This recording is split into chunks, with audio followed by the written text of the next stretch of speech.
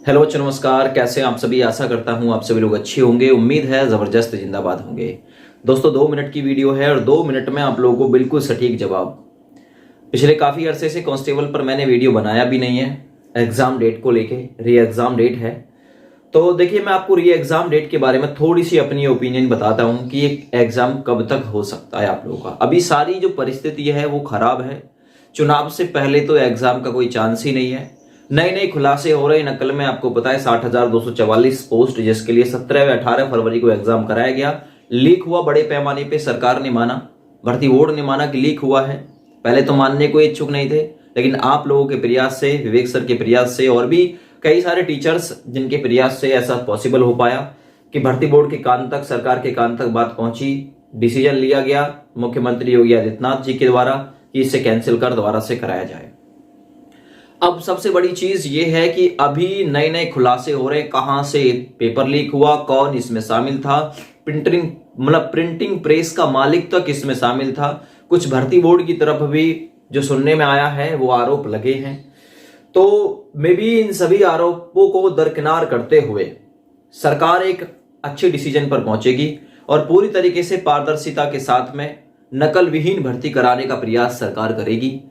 और इससे क्या होता है, सरकार की छवि धूमिल होती है। अब प्रत्येक परीक्षा, आप टीचर की वैकेंसी ले लो, आरओ एआरओ की वैकेंसी ले लो, अपनी कांस्टेबल की वैकेंसी ले लो, यूपीएससी 2021 ले लो, और उससे पहले ना जाने कितनी भर्ती लीकेज हुई।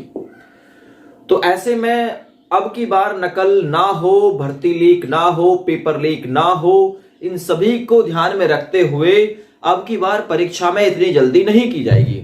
फिर वो परीक्षा का महीना कौन सा होगा जिसमें ये एग्जाम कंडक्ट कराया जा सकता है? देखिए, मार्च खत्म होने को है, अप्रैल मई चुनाव में चले जाएंगे और एग्जाम जो बनेगा जून के बाद या जून के अंत में या इसके बाद के किसी महीने में जाके बनेगा। यानी जून से पहले आप लोग के एग्जाम के कोई चांस नहीं है। दूसरा चीज आप लोग को और बताता हूं, इसमें आप लोग थोड़ा ध्यान से सुनिएगा कि आप लोग ये मत सोचिए हमारे पास टाइम बहुत है। ये आपकी गलतफहमी है कि आपके पास में टाइम बहुत है। आपके पास में टाइम नहीं है कुछ भी, क्योंकि आपको पता है कि किसान के पास में खेत, और खेत में इस समय काम आ गया है बढ़िया तरीके से, है ना।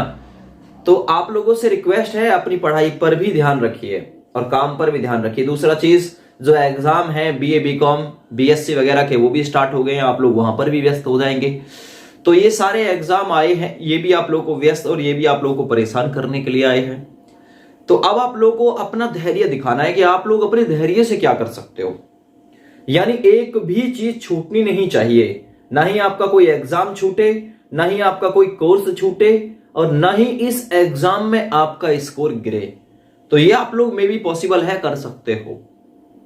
अब वो कैसे करोगे, वो आप लोग अपने बुद्धि और विवेक से फैसला लो, ठीक है। तो मैं आपको यही बताने के लिए आया हूं, आपके पास में समय नहीं है। कभी आप लोग ये सोच रहे हो हमारे पास तो बहुत समय है। योगी आदित्यनाथ जी ने 6 महीने का टाइम तो दे दिया है, 1 महीना तो गुजरने वाला है, 4 या 5 महीने तो बचे हुए हैं, लेकिन उन्होंने 6 महीने के अंदर बोला है एग्जाम का। ये फिक्स टाइम नहीं कर दिया कि 6 महीने के अंदर एग्जाम हो जाएगा।